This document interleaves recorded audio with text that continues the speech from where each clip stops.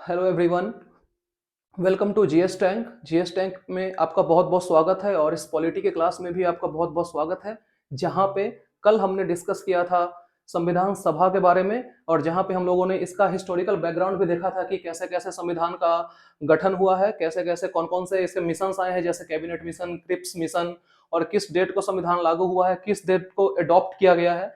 और ये जो भी हिस्ट्री था वो पार्ट 1 में हम लोगों ने देखा है। और आज हम लोग बात करेंगे फिर दोबारा से इसी के बारे में, कंस्टिट्यूएंट असेंबली। और मैंने इस पे डबल स्टार भी लगा दिया है क्योंकि ये बहुत ही इंपॉर्टेंट टॉपिक है और इससे काफी क्वेश्चंस पूछे जाते हैं एग्जाम में। ठीक है, तो हम लोगों ने कल ये भी देखा था कि जिसका कंस्टिट्यूएंट असेंबली है, इसका दूसरा नाम कॉन्स्टिट्यूशनल कन्वेंशन है या फिर इसका नाम कॉन्स्टिट्यूशनल असेंबली भी इसको कहा जाता है। ठीक है, और हिंदी में संविधान सभा। ठीक है, तो आइए आज का पहला पॉइंट देखते हैं कि क्या है। पहला है कि 3 major meeting took place for the constitution. अब क्या हुआ कि इसके बाद जब संविधान बनने को तैयार हुआ तो उसमें भी 3 मेजर मीटिंग हुए। कल हम लोग ने देखा था कि उसमें 11 कॉन्फ्रेंस हुए थे, 114 डेज डिबेट चले थे और इसमें 3 मेजर मीटिंग हुआ है। ठीक है, जिसमें जो पहला मीटिंग है वो हुआ है 4 नवंबर 1948 से 9 नवंबर 1948 तक। ठीक है, इसका जो दूसरा मीटिंग हुआ है वो हुआ है 15 नवंबर 1948 से 17 अक्टूबर 1949 तक। और ये सबसे लंबा चलने वाला मीटिंग था। ठीक है, लॉन्गेस्ट मीटिंग था ये, जो कि ऑलमोस्ट 1 साल तक चला था।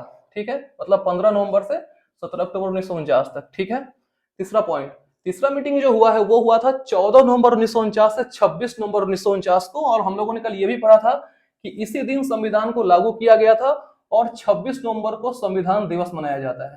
ठीक है,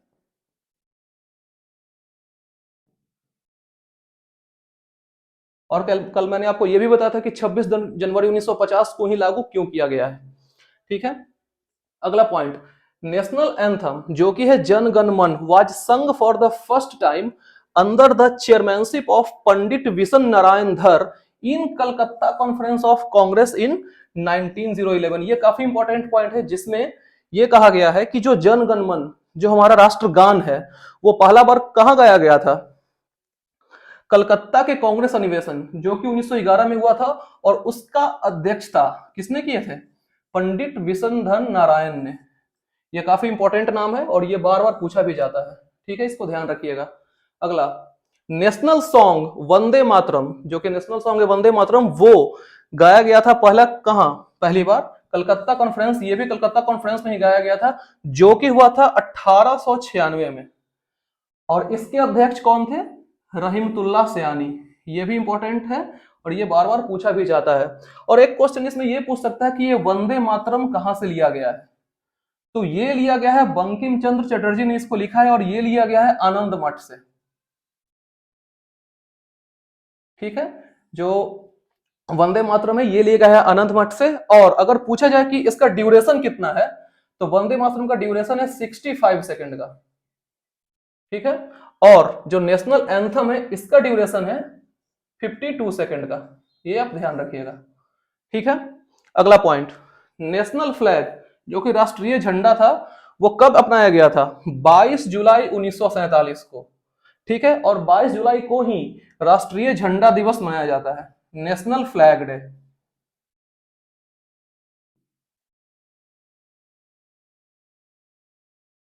और यदि पूछे कि फ्लैग को डिजाइन किसने किया था, तो वो थे पिंगली वेंकैया। ठीक है, ये नोट कर लीजिएगा। अगला है कि preamble was adopted on 26 November 1949 and implemented on 26 जनवरी 1950। ये मैंने आपको कल बताया भी था कि पंडित जवाहरलाल नेहरू ने उद्देश्य प्रस्तावना पेश किया था और इसको 22 जनवरी को अपना लिया गया था। ठीक है, और आगे चल के यही प्रियम्बल बन गया, जिसको प्रस्तावना कहा जाता है। ठीक है, तो इसमें ये इतना इंपॉर्टेंट पॉइंट्स है, इसको एक बार आप नोट डाउन कर लीजिए। और मैंने ये भी बोला था कि प्रस्तावना का जो विस्तृत चर्चा है वो हम लोग करेंगे जब आर्टिकल 32 पढ़ेंगे, उस समय करेंगे। ठीक है, तो आप इसको एक बार नोट कर लीजिए या फिर इसके स्क्रीनशॉट ले लीजिए। ठीक है, अब अगर देखा जाए तो संविधान निर्माण में तो कई समितियां थी, बहुत सारे कमिटीज थे संविधान निर्माण के लिए, लेकिन उसमें एक बहुत ही इंपॉर्टेंट और महत्वपूर्ण कमिटी है जिसका नाम है ड्राफ्टिंग कमिटी। ठीक है, जिसका हिंदी होता है प्रारूप समिति। ठीक है। और ये कमेटी बनाई गई थी बस जनरल पब्लिक डिस्कशन के लिए। ठीक है, तो देखते हैं इसके बारे में क्या क्या पॉइंट्स है। तो पहला कह रहा है कि इट वाज फॉर्म्ड ऑन 29 अगस्त 1947। इसका फॉर्मेशन जो हुआ था वो 29 अगस्त 1947 को हुआ था। ठीक है, और इसके जो अध्यक्ष थे यानी चेयरपर्सन वो थे डॉक्टर भीमराव अंबेडकर। ठीक है, अगला इसमें क्या है कि जो टोटल मेंबर्स थे, मेंबर्स ऑफ ड्राफ्टिंग कमिटी, वो टोटल 7 मेंबर्स थे। देखते हैं 7 मेंबर कौन कौन थे। पहले थे डॉक्टर भीमराव अंबेडकर जो कि अध्यक्ष थे इसके। ठीक है, दूसरा थे के एम मुंशी, तीसरा थे कृष्णा स्वामी अय्यर, चौथा थे बी एन मित्र। ठीक है, लेकिन इनकी मृत्यु के बाद इनको कौन रिप्लेस किया था? एन माधव राव। ठीक है, अगला एन जी अयंगर, छठा सैयद मोहम्मद सादुल्ला, सातवां डीपी खैतान, और इनके मरने के बाद इनको किसने रिप्लेस किया था? टीटी कृष्णमाचारी ने। ठीक है, तो जब डीपी खैतान की मृत्यु हो गई थी तो इनको रिप्लेस किया था टीटी कृष्णमाचारी ने। तो ये 7 लोग थे जो कि प्रारूप समिति के सदस्य थे। ठीक है, तो अब आगे देखते हैं कि कौन कौन से कमिटीज थे जो कि संविधान निर्माण के लिए, उसकी चर्चा आगे करते हैं। अब देखते हैं संविधान सभा के निर्माण का कुछ कमिटीज थे, कुछ समितियां थी, उसके बारे में। ठीक है, जिसमें पहला है ड्राफ्टिंग कमिटी, जिसका हिंदी मैंने लिख दिया है सहूलियत के लिए प्रारूप स्वरूप, तो सॉरी प्रारूप समिति। तो इसका हम ऑलरेडी जिक्र कर चुके हैं पिछले पार्ट में, जिसमें टोटल 7 मेंबर्स थे। ठीक है, दूसरा आता है ad hoc committee on national flag, जो राष्ट्रीय झंडा था उस पर जो एडहॉक कमिटी बना था, उसके जो चेयरमैन थे वो थे डॉक्टर राजेंद्र प्रसाद। ठीक है, अगला committee on functions of constituent assembly. तो कॉन्स्टिट्यूएंट असेंबली के जो फंक्शंस थे उसके लिए जो समिति बनाई गई थी, उसके जो चेयरमैन थे वो थे जीवी मावलांकर, और ये वही जीवी मावलांकर हैं जो लोकसभा के पहले स्पीकर बने थे। ठीक है, अगला advisory committee on fundamental rights, मतलब मौलिक अधिकार परामर्श समिति। ये जो समिति थी उसके जो चेयरमैन थे वो थे सरदार वल्लभ भाई पटेल। ठीक है, अगला माइनॉरिटीज सब कमिटी, मतलब अल्पसंख्यक का जो उप समिति था उसके जो चेयरमैन थे वो थे एच सी मुखर्जी। ठीक है, हरीश कुमार मुखर्जी उसके चेयरमैन थे। अगला यूनियन कॉन्स्टिट्यूशनल कमेटी, जो कि संघीय संविधान समिति है, उसके जो चेयरमैन थे वो थे पंडित जवाहरलाल नेहरू। ठीक है, अगला प्रोविंशियल कॉन्स्टिट्यूशन कमेटी, मतलब प्रांतीय संविधान समिति जो था उसके जो चेयरमैन थे वो थे सरदार वल्लभ भाई पटेल। ठीक है, अगला रूल्स ऑफ प्रोसीड्यूर कमेटी, मतलब प्रक्रिया नियम समिति, उसके जो चेयरमैन थे वो थे डॉक्टर राजेंद्र प्रसाद। ठीक है, स्टेट कमेटी, जो कि राज्यों के लिए समिति बनाई गई थी, उसके जो चेयरपर्सन थे वो थे पंडित जवाहरलाल नेहरू। ठीक है, जो स्टीयरिंग कमेटी, जिसको संचालन समिति कहा जाता है, उसके जो चेयरमैन थे वो थे डॉक्टर राजेंद्र प्रसाद। और जो ऑर्डर ऑफ बिजनेस कमेटी, जो कि व्यापार आदेश से रिलेटेड जो कमेटी था, उसके चेयरमैन थे के एम मुंशी। ठीक है, और हाउस कमेटी, जिसको गृह समिति बोला जाता है, उसके चेयरमैन थे पी पट्टाभी सीतारमैया। ठीक है, तो ये कुछ इंपॉर्टेंट कमिटीज हैं जो कि संविधान सभा के थे, और मैंने ये 12 लिखवाई है जो काफी इंपॉर्टेंट रहते हैं और कभी कभी एग्जाम में पूछे भी जाते हैं। ठीक है, कि किसके चेयरमैन कौन है, आपको कमेटी दे देगा और पूछेगा कि आपका चेयरमैन कौन है इसके, तो ये क्वेश्चन ऐसा पूछा जाता है। ठीक है, तो आप इसको एक बार नोट डाउन कर लीजिए, फिर इसके आगे आते हैं।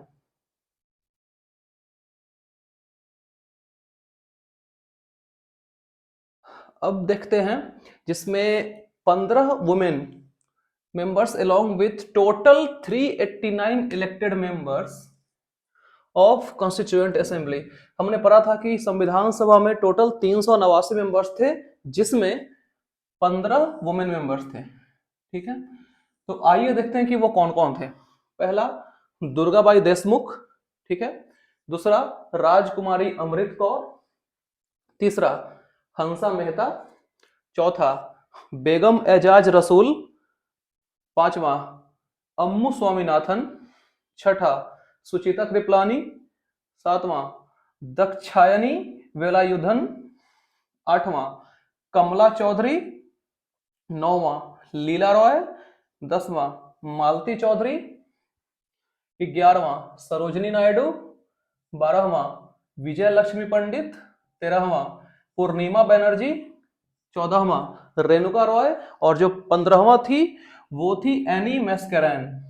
ठीक है, तो इस तरीके से ये 15 लेडीज जो थी वो संविधान सभा के मेंबर्स थे, जिसमें जो राजकुमारी अमृत कौर थी ये इंडिया के पहली हेल्थ मिनिस्टर थी। ठीक है, इंडियाज फर्स्ट हेल्थ मिनिस्टर थे। ठीक है, मतलब भारत की पहली स्वास्थ्य मंत्री। ठीक है, इसमें जो सुचिता कृपलानी थी ये बनी India's first female chief minister. जो सुचिता कृपलानी थी वो भारत की पहली महिला मुख्यमंत्री बनी, और जो सरोजनी नायडू थी ये बनी इंडियाज फर्स्ट फीमेल गवर्नर। तो सरोजनी नायडू नायडू जो थी वो भारत की पहली महिला राज्यपाल बनी। ठीक है, तो इस तरीके से हमारा पूरा संविधान सभा यहीं पे खत्म होता है। ठीक है, और जो भी हमने पढ़ा संविधान सभा में उससे बाहर पूरी उम्मीद है कि कोई भी क्वेश्चन नहीं आएगा, वो चाहे बीपीएससी का एग्जाम हो, एसएससी हो, रेलवे हो, कोई भी एग्जाम हो, स्टेट पीएससी कोई भी हो, इससे बाहर क्वेश्चन नहीं आता है। ठीक है, हमने सारे टॉपिक्स कवर करने की कोशिश की, एक एक पॉइंट्स पे चर्चा किया। ठीक है, तो ये इसके साथ हमारा कंप्लीट हो गया। और अगर अभी तक आपने चैनल को लाइक शेयर सब्सक्राइब नहीं किया है तो लाइक भी कर दीजिए, शेयर भी कर दीजिए, सब्सक्राइब भी कर दीजिए। और अभी तक जितना मैंने पढ़ाया है पूरे डेवलपमेंट ऑफ इंडियन कॉन्स्टिट्यूशन, उसमें अगर कोई भी प्रॉब्लम आपको है तो टॉपिक्स रिलेटेड, तो आप जरूर कमेंट में हमें बताइए, हम पूरी तरीके से ट्राई करेंगे रिजॉल्व करने का आपके प्रॉब्लम्स को। ठीक है, तो आप इसको एक बार लिख लीजिए। ठीक है, और इसके बाद कल हमारा स्टार्ट होगा पार्ट्स ऑफ इंडियन कॉन्स्टिट्यूशन, जिसको हिंदी में बोलते हैं भारतीय संविधान के भाग, जो कि 22 भाग हैं, उसके बारे में इन डिटेल्स कल से पढ़ेंगे। ठीक है, तो आप इसको एक बार लिख लीजिए और फिर मिलते हैं कल। तब तक के लिए thank you so very much.